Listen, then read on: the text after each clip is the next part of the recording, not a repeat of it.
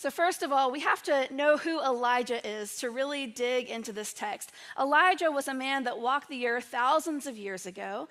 He was a prophet. He is the main prophet that Jewish people love to talk about and look forward to his return potentially one day, because Elijah is seen as a very faithful man of God.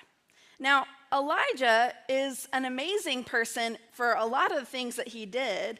But what amazes me most about Elijah is that we know about him that he was both deeply courageous and he struggled with anxiety and worry.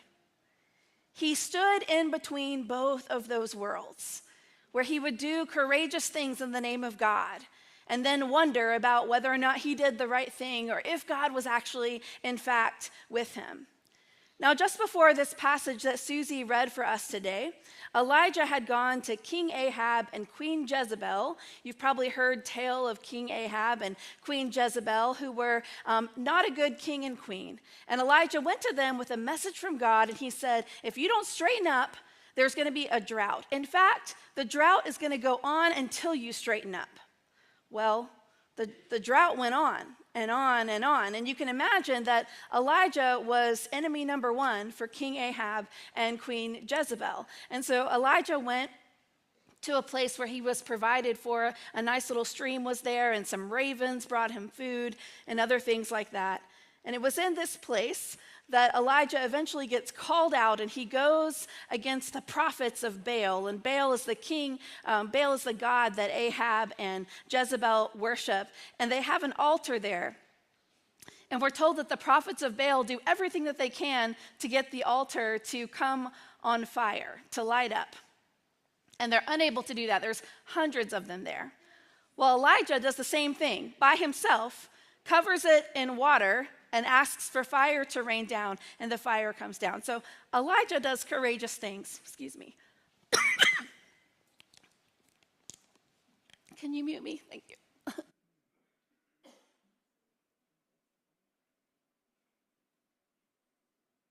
That time of year, isn't it? Goodness gracious. So Elijah does courageous and big things. Elijah does things that surprises the people. And the stories of the things that Elijah does get spread far and wide. So Elijah gets in this place where he needs food, and God tells him, this is where Susie picks up the story for us, to go and find a widow in Zarephath that can help feed him. So he goes and he meets this woman who's outside of the city gates picking up sticks so that she can build a fire and bake some bread when she gets home. Elijah tells her that he needs her to feed him. Not only that he needs her to feed him, but God needs her to feed him. And the woman lets him know that she is not his person, that she does not have enough. She is not the one that God sent Elijah looking for. But there's a moment where she decides to make a decision. She decides to believe Elijah and go ahead and help. And she discovers that there is enough. That what she thought was enough for just one last meal for her and her son was more than enough to feed her, her son, and Elijah for several days to come. How often, friends, do we also hold on to something and think, this is not enough? We look at the money that we have and we think it's barely enough for us, much less enough to share with others. Or we don't have enough resources, or we don't have enough friends or influence or confidence or skills. We look at what we have and we also feel like we don't have enough in a given situation. But what we learn in this passage is that God looks at the same things that we hold in our hands, and God sees more than enough. This is a story about God all throughout Scripture. One that we're familiar with as Christians is the story of the loaves and the fishes, of the young boy who comes and brings a little bit of bread and a couple fish to Jesus, and Jesus multiplies enough to feed the thousands of people that are there, and then there is some left over. God multiplies what we give him. And in order to do that, we have to be able to trust God. Elijah, the widow, and her son are provided for because of the trust that they put in God. But just after this incredible, miraculous situation, Elijah struggles with deep anxiety. And he finds himself hiding in a cave. And it's here where the famous story happens, where God comes as a wind, and God comes as a fire, and then God comes as a still, small voice. Because what we can learn from a character like Elijah, a real live man, a man who lived his life in the midst of courage and fear and everything in between, is that trust in God isn't something that we give blindly. It doesn't mean that we won't ever struggle with putting our trust in God. It is the leaning into God's character and goodness. And that is built over time and in community. Because in God's kingdom, we aren't just recipients of God's grace. We are participants in what God is doing.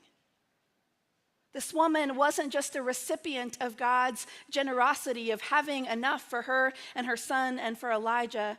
She was invited to participate in it, to be faithful with the little bit she had, and to see what God might do with that. It's as simple as that, and miraculous as all of that as well. A recent example that I thought of was the life of a man that I actually never knew. Some of you may have known him. His name was Jody Walker. And Jody grew up here in Greeneville. He worked at Grand Rental Station. He was kind of in and out of church throughout his life, from what I understand. But he kept a hold on his faith his whole life. This man believed especially in the importance of loving and helping his neighbors, especially those who were in need. He was kind and generous and understanding. And maybe if you met him at the Grand Rental Station, a little bit kind of gruff and quiet and all those things. He cared about people like this widow who found themselves on the down and out. And so he would do what little bit he could to help. He wasn't a particularly rich man himself, but he had enough. Well, I first learned his name last November, because the December before that, he had passed away. And before he passed away, he told his sister and his mother to give whatever he had left of his estate to a church that would continue to help neighbors in need. He wanted to help people pay their bills. He wanted to help people make ends meet, even as he was going on to be with Jesus. So last November, I got a total cold call from a lady who asked for me to call her back. And when I called her back, she told me about her brother, and she asked if Trinity would accept a gift in the form of the Jody Walker Helping Hands Fund. So far, through the guidance of social workers at Frontier and Blvd, and from calls from officials at our schools and through my neighbor's house, this money has been used to help many individuals and families. A family displaced by fire. It helped a family pay bills. It helped those who did not have power get their power back, and those who did not have water get their water back. It's provided food for people who needed it. It's even provided a couple down payments on rent for those who needed help. I told you I didn't know Jody, and some of you did, but I bet that Jody did not think he held a lot in his hands. But God doesn't need a lot. God doesn't need a lot. The question that I'm left with this morning, reflecting on the life of someone like Jody Walker, or this widow at Zarephath, or even her young son who was fearful as well, or Elijah, the question I'm left with is, how can I dig deeper to give meaningfully? How can I dig deeper to trust God with what I see as a little, but with what God sees as a lot?